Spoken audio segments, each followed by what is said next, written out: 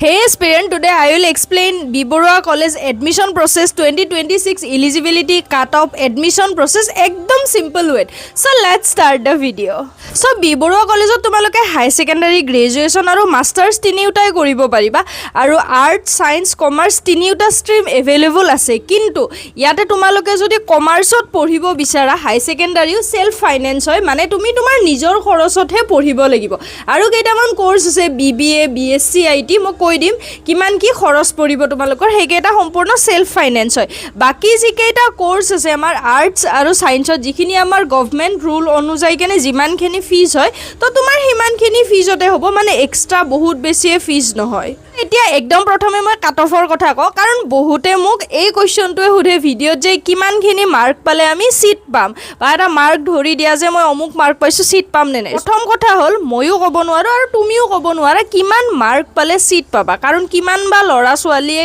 বেছি নম্বৰ পোৱা লৰা ছোৱালী এপ্লাই কৰিব হেতু তুমিও নাজানা মইও নাজানো কিন্তু তুমি এক্সপেক্ট কৰিব পাৰা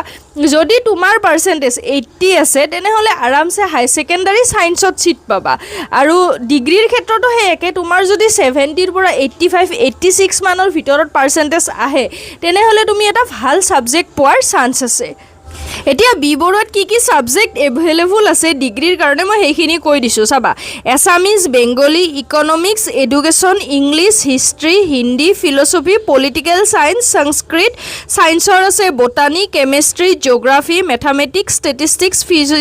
ফিজিক্স জুলজি আকৌ ইফালে তোমাৰ আছে business administration commerce information technology so একেলগে কোট কিমান সিট ক্যাপাসিটি আছে মেজৰত আৰু মাইনৰত হেখিনিও মই ফটাফট কৈ দিও বা স্ক্ৰিনশ্বটো লৈ ল'ব পাৰা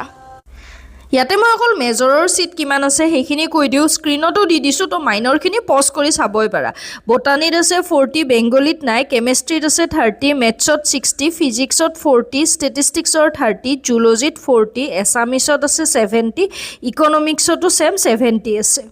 এডুকেশনৰ আছে 50 ইংলিছৰ 70 জিওগ্ৰাফিত 40 হিন্দীত 50 হিষ্ট্ৰীত 50 ফিলসফি 50 পলিটিক্যাল সায়েন্স 70 সংস্কৃতত 30 ইনফৰমেশন টেকনলজি 25 আৰু বিজনেস এডমিনিষ্ট্ৰেচনত আছে 40